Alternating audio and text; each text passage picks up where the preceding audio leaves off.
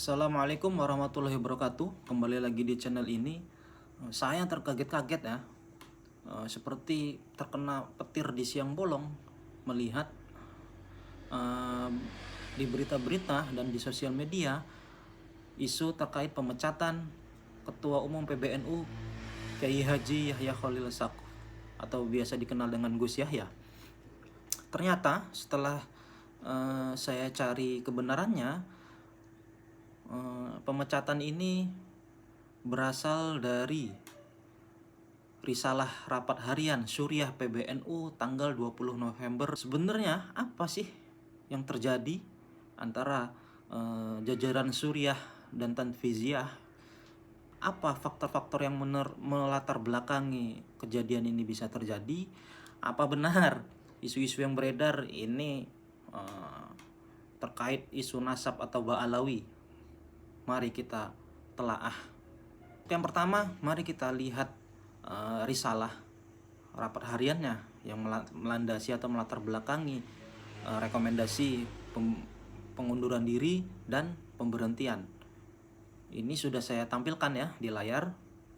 Pertama, rapat memandang bahwa diundangnya narasumber terkait dengan jaringan Zionisme. Nah ini perihal ini ya, ada acara Akademi Kepemimpinan Nasional Nahdlatul Ulama atau AKN yang viral beberapa bulan yang lalu.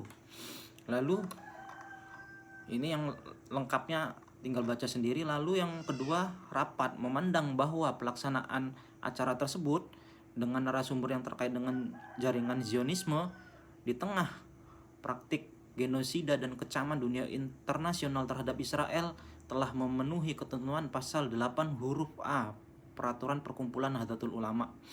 Yang intinya atas undangan ataupun narasumber yang hadir tersebut menabrak aturan yang ada di aturan NU, intinya begitu. Lalu yang ketiga, rapat memandang bahwa tata kelola keuangan di lingkungan pengurus NU mengindikasikan pelanggaran terhadap hukum syara, ketentuan perundang-undangan yang berlaku. Nah, itu lengkapnya ada di situ semua. Bahwa mempertimbangkan poin 1 sampai 3, Rois Am dan 2 wakil Rois Am memutuskan itu Gus Yahya harus mengundurkan diri dari jabatan Ketua Umum PBNU dalam waktu 3 hari terhitung diterimanya keputusan ini. Lalu yang kedua, jika dalam waktu 3 hari tidak mengundurkan diri, maka rapat harian Suriah PBNU memutuskan memberhentikan Kiai Haji Yahya Khalil Stakuf sebagai Ketua Umum. Jadi intinya Suriah rapat dengan anggotanya memutuskan poin-poin hasil rapat yang telah saya sampaikan tadi. Ada 2 ya sebenarnya titik utamanya. Pertama terkait mengundang Peter Berkowitz. Entah itulah. Intinya Peter ini disinyalir seorang yang pro-Zionis diundang di acara NU. Intinya begitu. Yang memang di saat itu sangat-sangat heboh. Lalu yang kedua terkait pengelolaan keuangan yang dipandang oleh Suriah itu menyalahi peraturan lah, intinya begitu. Nah, yang menarik, sebelum munculnya desakan mundur ini, Rois Am PBNU telah meminta sebelumnya ini ya, pada tanggal 25 Agustus 2025 agar AKNNU akademi yang kemarin itu digagas oleh NU itu dievaluasi secara menyeluruh. Instruksinya itu pemberhentian dan penangguhan program serta peninjauan ulang nota kesepahaman PBNU dengan CSCV, terutama usai polemik kehadiran akademisi Peter Berkowitz itu kan gitu. Ya, jadi CSCV ini kayak organisasi lah yang menaungi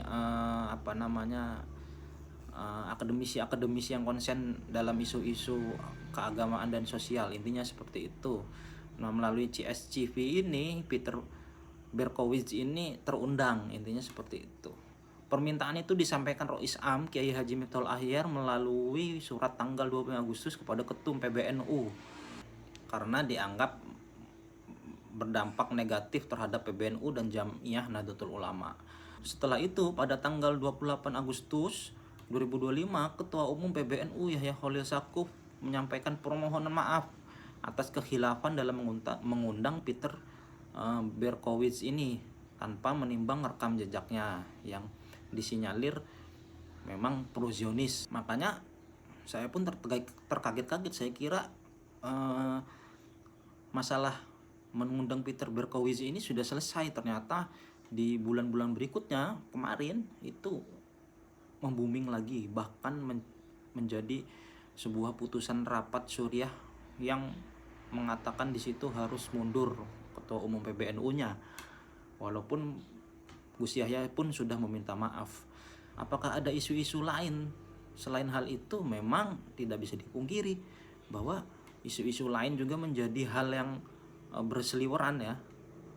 Isu katanya ini terkait ketidakcocokan karena yang pertama Rois Am Kiai Haji Miftahul Ahyar itu lebih condong dalam polemik nasab Mbak Alawi atau para Habib itu lebih condong ke para Habib, sedangkan Gus Yahya itu memang statementnya itu netral tetapi disinyalir dia condong kepada yang anti nasab Mbak Alawi, dan itu digoreng terus.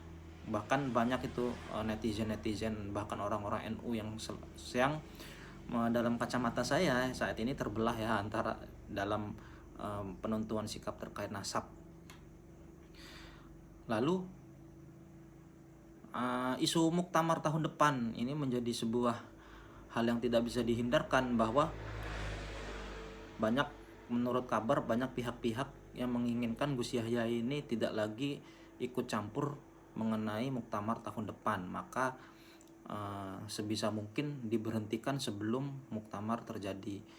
Dan isu-isunya itu sekjennya Gus Ipul atau Saifullah Yusuf itu disiapkan untuk menjadi pejabat sementara. Itu hanya isu ya, saya belum bisa memastikan ini beneran realitanya atau seperti apa. Tapi intinya sebenarnya di dalam sebuah organisasi ada intrik-intrik perbedaan pendapat, itu wajar, tetapi jangan sampai ini membuat warga Nahdien terpecah.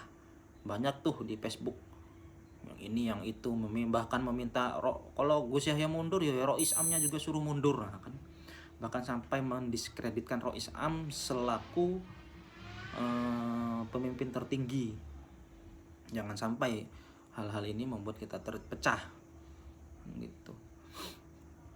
Yang saya yakin ini adalah proses dinamika yang biasa. Semuanya itu harus ditelaah, harus diklarifikasi, harus diverifikasi. Saya yakin Gus Yahya pun sudah menyiapkan klarifikasinya, walaupun sudah beredar ya klarifikasinya. Lalu juga saya yakin juga Rois Am Kiai Haji Miftahul Ahyar itu bertindak ada dasarnya. Jadi semuanya itu ada dasarnya. Kita harapkan hal-hal ini bisa memberikan manfaat juga, pendewasaan, dan juga untuk bertemunya titik terang lah. Ini apa sih sebenarnya yang memang menjadi tujuan. Lalu apakah ada Ketua Umum PBNU sebelumnya disuruh mundur? Ada, itu waktu zamannya Kiai Haji Idham Khalid. Jadi dulu Kiai Haji Idham Khalid itu memimpin NU itu selama 28 tahun.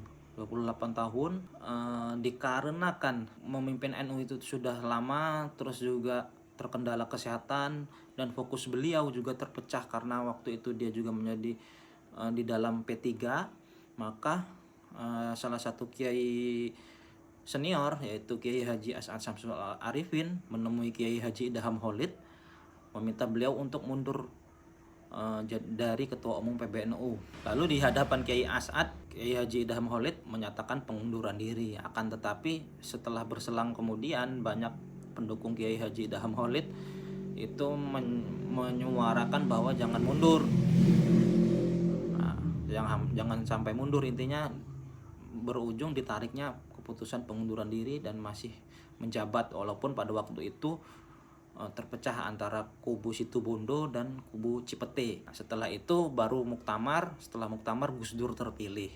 Nah, kan gitu. Tetapi yang menjadi catatan ada catatan menarik bahwa waktu pembukaan muktamar di Sukorejo itu, Kiai Idham tetap datang waktu Gus Dur terpilih. Waktu itu bahkan duduk bareng dengan Kiai Haji As'ad Syamsul Arifin, ngobrol seperti biasa sambil menunggu Presiden Soeharto waktu itu membuka acara. Jadi peristiwa Kiai Haji Idham Holid dan Kiai Haji As'ad itu menunjukkan bahwa masalah organisasi ya masalah organisasi, tetapi secara ukhuwah berhubungan itu masih sangat bagus gitu. Harapannya Kiai Haji Miftahul Ahyar dengan Gus Yahya ini sama seperti itu. Setelah ini merebak, lalu ketemu titik terangnya, kaum Nahdiyin yang menunggu-nunggu apa titik terang dari semua ini, mudah-mudahan bisa tercerahkan dan mendapat petunjuk. Oh, clear masalah. Mudah-mudahan seperti itu. Mungkin cukup sekian video ini. Mohon maaf apabila kesalahan. Sampai jumpa di video-video selanjutnya.